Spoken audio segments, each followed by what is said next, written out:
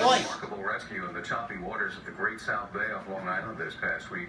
For a family of 5, the stars were aligned, though, when a team of volunteer firefighters happened to be right nearby as their boat began to sink. We noticed something floating in the water. Bill Deaks says he still can't believe what he, his 2 sons, and a friend encountered as they returned from boating in the Great South Bay off West Ice. A terrified family desperately hanging on to a sinking boat. And we realized that it wasn't one person sitting on a board. It was 5 people holding on to each other and holding on to a little piece of boat that was sticking out of the water. Fortunately, Deaks' sons and their friend are all trained volunteer firefighters who immediately leaped into the rough bay water. There was a little girl, maybe like 6 or 7 years old, and she couldn't swim very well, so I put her on my shoulders.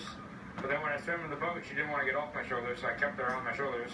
The 3 firefighters then scooped up 2 women who'd become entangled in a tow rope. Ultimately, the entire family of 5 was brought safe and sound ashore, and they have nothing but thanks for their rescuers. We're happy. We're grateful for everybody to be safe.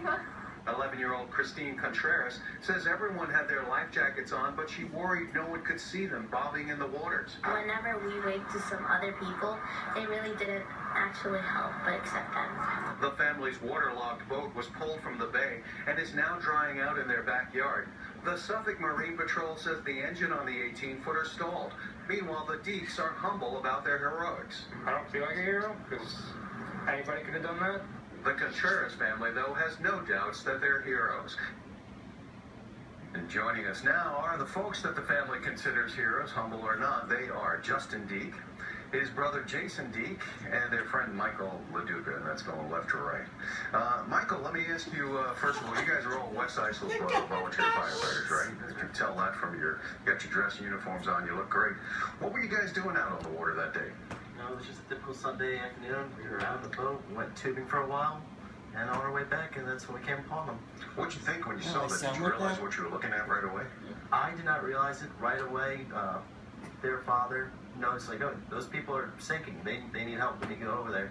Yeah, it was your dad that spotted them, right, Jason? My dad thought they were paddleboarders, like stranded or needed help. Me and my brother thought they were lobster pots climbing together. Now, Justin, what were you doing in the boat at the time? I was driving the boat. I saw what was going on. I didn't think it was people in the water. Like my brother said, I thought they were lobster pots. And so I just kept going until someone told me that I should go check it out. You think they're lobster pots? They must have been barely visible above the water. Yeah, it was a bit choppy. So the waves kind of covered most of them. There was only a little bit of them popping out of the water. That's the only reason why we saw them. Well, that is really fortunate for them because, you know, if the boat had completely sunk, then they'd just be bobbing in those rough seas. How high were the waves there? 2 to 3 feet swells, pretty decent waves.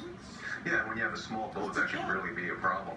I would imagine, though, that you guys obviously didn't panic. What, your training kicked in? Yeah, it felt like just a normal everyday call.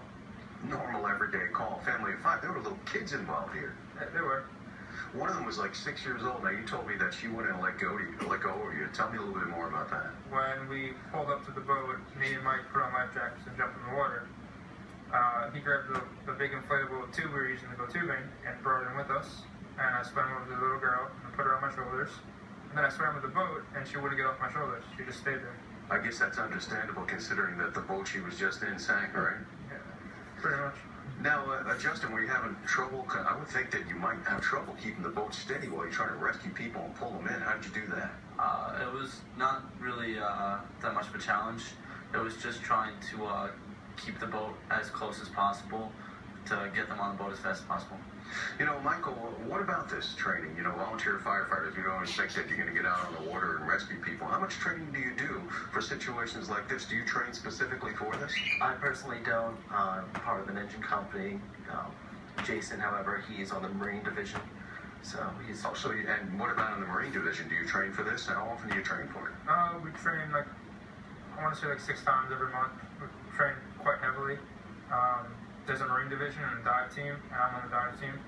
And actually, just this past Tuesday, we did a drill diving in currents and right where we were in the currents and strong conditions. So they try to simulate these conditions where you have to jump in and pull people out. Yep. How much did that training help in this situation? It helped a lot because we have to train in currents and we can't see, and we have to be strong swimmers.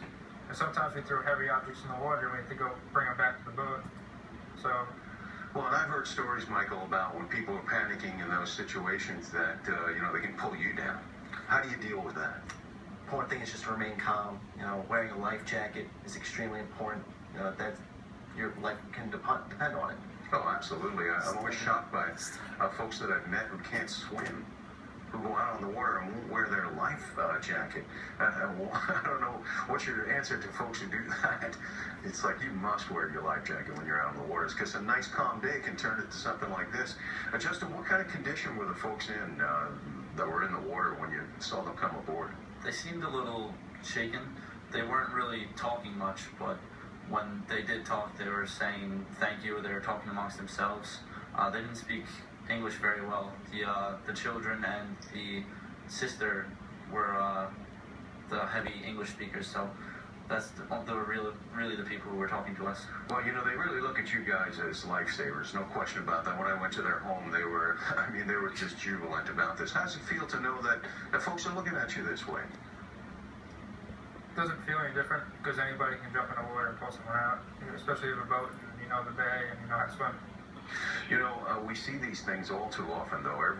Seems like every summer we either see tragedies where people lose their lives, and not long after this particular incident, there were some other young gentlemen who were out in the water, and their boat was getting overwhelmed by the waves. What's your advice, Jason, to folks who are going out on the water, as far as what kind of boat they should have and what should be in it? You should always know the sea condition before you go out on your boat, and always have an extra life jacket and a life jacket for yourself, in case your boat does capsize or fill up with water, so you have something for yourself.